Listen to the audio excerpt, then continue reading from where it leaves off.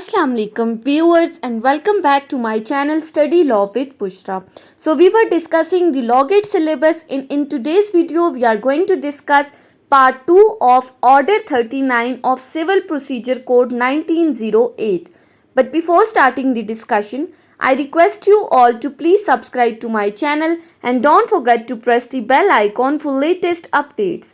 Do share this video with your friends and don't forget to comment your feedback. So let's move towards the discussion.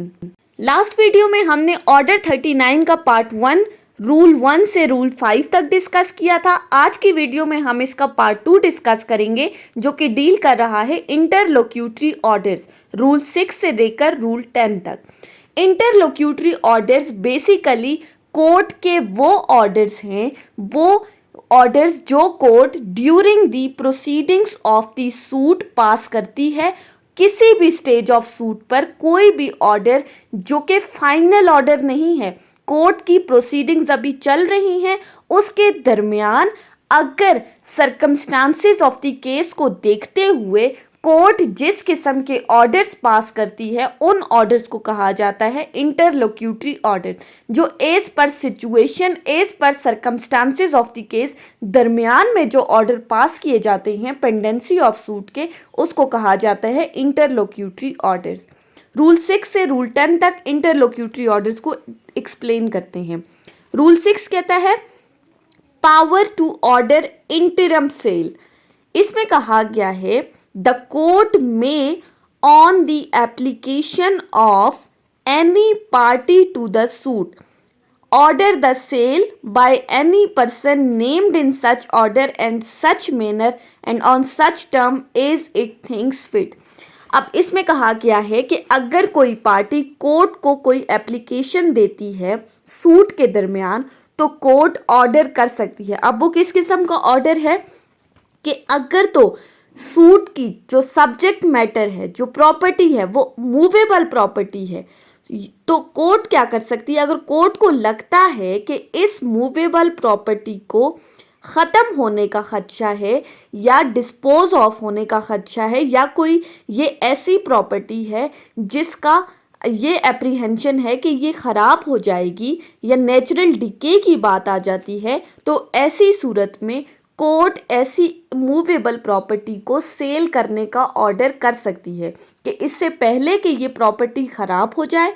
For example जैसे हमारे fruits vegetables होती हैं जिनको ख़राब होने का खदशा होता है, तो कोर्ट क्या करती है, ऐसी प्रॉपर्टी को सेल करने का ऑर्डर पास कर सकती है अंडर रूल 6 क्लॉज 1। अब ये जो कोर्ट ने ऑर्डर पास किया है सेल करने का प्रॉपर्टी का, इसको कहा जाता है इंटरम ऑर्डर।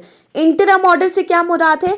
यानी कि फिलहाल इसको सेल कर दिया है, सेल करने से जो पैसे वसूल हुए हैं उनका फैसला बाद में किया जाएगा कि वो पैसे किस बंदे को दिए जा सकते हैं। इसको कहते हैं इंटरम ऑर्डर। उसके बाद आ जाते हैं रूल 7 के ऊपर। रूल 7 डील करता है detention, preservation, inspection, etc. of the subject matter of the suit। अब यहाँ पर 3 तरह की बातें की गई हैं, डिटेंशन, प्रेजर्वेशन और इंस्पेक्शन की। किस चीज़ से रिलेटेड? वो चीज़ जो subject matter of the suit है। क्लॉज 1 कहती है the court may on the application of any party to the suit. पहली बात, अगर कोई पार्टी कोर्ट को अप्लाई करती है तो, या फिर किसी भी ऐसी वजह से जो कोर्ट को सही लगती है, any such term which the court thinks fit. पहली बात, make an order for detention, preservation और inspection of any property which is the subject matter of such suit as to which any question may arise. तो court उस property की detention, preservation या inspection का order दे सकती है, वो चीज़ जो सब्जेक्ट मैटर ऑफ सूट है जिसके ऊपर किसी भी किस्म का कोई क्वेश्चन अराइज हो रहा है। दूसरी बात, for all or any of the purposes authorise any person to enter upon or into any land or building in possession of any party to the suit. या वो किसी बंदे को ऑथराइज कर सकती है कि वो किसी जगह पे एंटर हो, किसी लैंड या बिल्डिंग में, और उस जगह पे जाकर उस प्रॉपर्टी की इंस्पेक्शन करे और इंस्पेक्शन करने के बाद वो एक रिपोर्ट प्रिपेयर करे, उस रिपोर्ट को कोर्ट में लाकर सबमिट कर दे। तीसरी बात, for all or any of the purposes aforesaid authorise any samples to be taken or any observation to be made or experiment to be tried. या फिर कोर्ट किसी बंदे को ऑथराइज कर सकती है कि वो किसी खास चीज़ के सैंपल्स कलेक्ट करे, अपनी ऑब्जर्वेशन करे या फिर उस पर कोई एक्सपेरिमेंट करे। एक्सपेरिमेंट करने के बाद उस चीज़ से रिलेटेड तमाम इंफॉर्मेशन हासिल करे और कोर्ट को लाकर बताए। सो रूल 7 में डिटेंशन, प्रिजर्वेशन और इंस्पेक्शन की बात की गई थी। इनसे रिलेटेड कोर्ट किसी भी किस्म का कोई भी ऑर्डर पास कर सकती है। वो किसी बंदे को ऑथराइज कर सकती है किसी लैंड पर जाकर इंस्पेक्शन करे, कोई सैंपल्स कलेक्ट करे, अपनी ऑब्जर्वेशन बताए, एक्सपेरिमेंट करके बताए। उसके बाद इसकी क्लॉज 2 कहती है the provisions as to the execution of process shall apply mutatis mutandis to persons authorised to enter under this rule. इस क्लॉज में ये बताया है कि जो ऑर्डर 21 के अंदर एग्जीक्यूशन ऑफ प्रोसेस की बात की गई है उसकी प्रोविजंस इस तमाम रूल्स पर म्यूटस म्यूटेंडिस एप्लीकेबल होंगी, यानी कि वो तमाम प्रोविजंस इस पर भी बिल्कुल थोड़ी बहुत चेंजेस करके वो एप्लीकेबल होंगी। उसके बाद आते हैं रूल 8 के ऊपर। रूल 8 कहता है application for such orders to be after notice. अब इसके टाइटल को देखें तो इसमें बात की गई है नोटिस की, एप्लीकेशन फॉर सच ऑर्डर्स। अब सच ऑर्डर्स की बात क्या है? वो चीज़ जो हमने रूल 6 और रूल 7 में जो ऑर्डर्स डिस्कस किए हैं।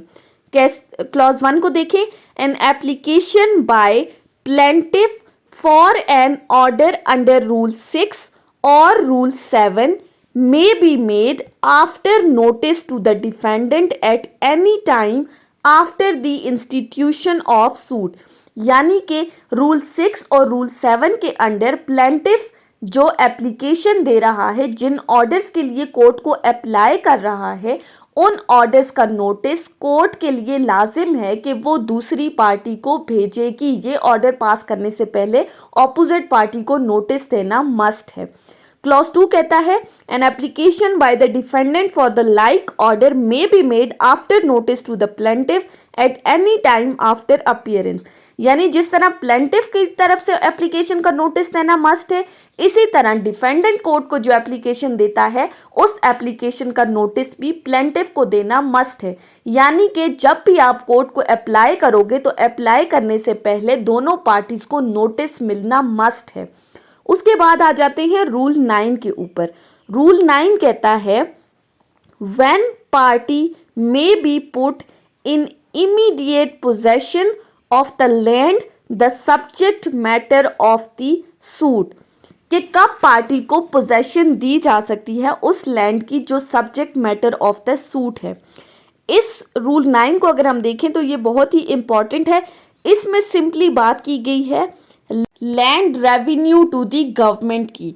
अब इसमें दो बातें की गई हैं कि जब किसी बंदे के पास कोई ऐसी प्रॉपर्टी की पोजेशन है जो कि subject matter of the suit है और वो बंदा उस प्रॉपर्टी की पोजेशन तो रख रहा है लेकिन वो उस प्रॉपर्टी का रेवेन्यू गवर्नमेंट को पे नहीं कर रहा, वो रेवेन्यू पे करने से इनकार कर रहा है, या फिर जितने टाइम पीरियड के लिए, जितने टेन्योर के लिए उसने वो प्रॉपर्टी लीज पर ली थी उस टेन्योर का रेंट पे करने से वो इनकार कर रहा है, वो रेंट नहीं पे कर रहा, तो ऐसी सूरत में कोई भी ऐसा बंदा जो कि उस प्रॉपर्टी पे अपना इंटरेस्ट शो करता है, जो इंटरेस्टेड पर्सन है उस लैंड के लिए, वो क्या करता है, अगर तो वो उस प्रॉपर्टी का रेवेन्यू गवर्नमेंट को पे कर देता है तो फिर गवर्नमेंट कोर्ट क्या करती है, उसको उस प्रॉपर्टी की पोजेशन दे सकती है। यानी एक नया बंदा आया, उसने रेंट पे किया, अब उसको वो प्रॉपर्टी की पोजेशन दे दी जाएगी कोर्ट की तरफ से। उसके बाद आ जाते हैं रूल 10 के ऊपर। रूल 10 कहता है deposit of money etcetera in the court. अब इसमें कहा गया है कि जहाँ पर जो subject matter of the suit है वो कोई मनी सूट है, किसी मनी से रिलेटेड कोई सूट है, या फिर कोई भी ऐसी चीज़ है that is capable of the delivery, जिसको दूसरे बंदे को डिलीवर किया जा सकता है, तो ऐसी सूरत में अगर कोई बंदा ट्रस्टी है, उस चीज़ का उस पार्टी के लिए ट्रस्टी है, या फिर कोई ऐसी चीज़ है जो किसी दूसरी पार्टी से बिलोंग कर रही है, तो कोर्ट ऑर्डर कर सकती है। यानी कि जो बंदा कोर्ट को अप्लाई करता है कि इस प्रॉपर्टी की पोजेशन मुझे दी जाए, तो जिसके पास पहले वो प्रॉपर्टी की पोजेशन है, कोर्ट उसको ऑर्डर करेगी कि आप ये प्रॉपर्टी कोर्ट में सबमिट कर दें, या फिर उसे कहेगी कि वो दूसरे बंदे को ये प्रॉपर्टी डिलीवर कर दे जिसने कोर्ट को अप्लाई किया है। और जो दूसरे बंदे को प्रॉपर्टी डिलीवर की जाएगी, कोर्ट उससे कोई भी सिक्योरिटी ले सकती है for the further direction of the court. So ये हमने आज ऑर्डर 39 का रूल 6 से लेकर रूल 10 तक एक्सप्लेन किया है। सो आज हमारी डिस्कशन ऑर्डर 39 के ऊपर कंप्लीट हो गई है। आई होप कि आपको ये लेक्चर समझ में आया होगा। अगर आपने इस वीडियो को अटेंटिवली सुना है तो अगर आपको ये वीडियो अच्छी लगी है तो इस वीडियो को लाइक करें, कॉमेंट करें, चैनल को सब्सक्राइब करना ना भूलें और ज़्यादा से ज़्यादा अपने फ्रेंड्स के साथ शेयर करें। Thank you so much for watching. Till then, Allah हाफिज़।